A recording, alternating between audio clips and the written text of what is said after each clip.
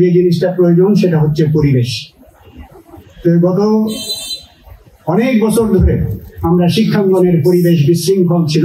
আমরা শিক্ষাঙ্গনে এখন একটা চমৎকার গবেষণার এবং লেখাপড়া চর্চার পরিবেশ সৃষ্টি করতে পেরেছি। কারণ পরিবেশ যদি দখলদারিত্বের সংস্কৃতি বজায় থাকে সেখানে গবেষণা করা যায় না। আমরা সেই পরিবেশ সৃষ্টি করেছি। এখন আপনাদের কাজ হচ্ছে গবেষণাকে এগিয়ে নেওয়া।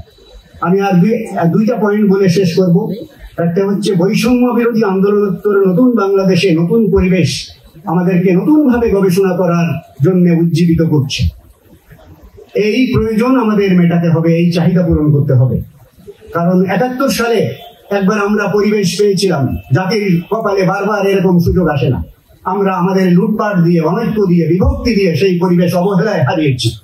আর একবার আমাদের অকুতোভয় ছাত্র সমাজ আমাদেরকে একটা পরিবেশ দিয়েছে, একটা সুযোগ দিয়েছে। এই সুযোগ কাজে লাগাতে হবে।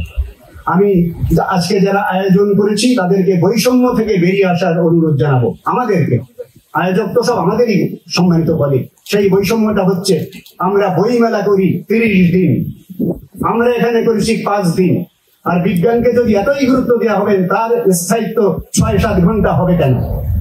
এখন থেকে যদি স্টল দেখা শুরু করেন, এখন থেকে যদি স্টল দেখা একজন ছাত্র শুরু করে, সে তো সবগুলো স্টল দেখতেই পারবে না। একদিন কেন? আমি অনুরোধ করতে, যদি এই ধরনের মেলা হয় কমপক্ষে ২ দিন, একদিন তো স্টল বানাতেই লাগে, দ্বিতীয় দিন তারা দেখতে পারবে সবগুলো। তাদেরকে একটু সময় দিতে হবে। কাজেই আমি আরেকটা কথা বলেই আমার বক্তব্য শেষ করছি, সেটা হচ্ছে অভূতপূর্ব যে সংস্কার আমরা পেয়েছি সেই সরকার সাড়া দিয়েছে। সরকার ৬টা সংস্কার কমিশন করেছে, তারপরে আরো ৪টা করেছে, তারপরে আরো ৪টা করেছে, আরো ২টা করেছে, আরো ২টা করেছে।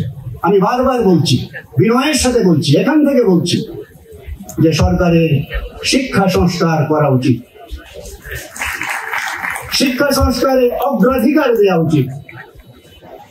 কোন শিক্ষা সংস্কার? From the very beginning, nursery থেকে ইউনিভার্সিটি পর্যন্ত বাচ্চাদেরকে নিয়ে যে গিনিপিগ এক্সপেরিমেন্ট করা হচ্ছে তা থেকে বেরিয়ে আসা উচিত। সব সংস্কার কমিশন করেছেন, বক্তব্য দেওয়ার সময় বলছেন শিক্ষা হচ্ছে জাতির মেরুদণ্ড, আর সংস্কার করার সময় আপনি শিক্ষাকে অবহেলা করলে হবে না। আমি বিনয়ের সাথে সরকারের দৃষ্টি আকর্ষণ করছি, উচ্চশিক্ষার কমিশন করেই হোক, যেভাবেই হোক, শিক্ষাকে শিক্ষার্থী বান্ধব, গবেষণা বান্ধব একটা সংস্কারের মধ্যে আনা, বিশৃঙ্খলা দূর করা, নিয়োগ বাণিজ্য রহিত করা, এরকম একটা সংস্কার করা, সেই কাজটা এখনো হয়নি। কাজে আমি আজকের এই সুন্দর পরিবেশে আপনারা যে কথা শুনলেন সেজন্য ধন্যবাদ জানিয়ে শেষ করছি।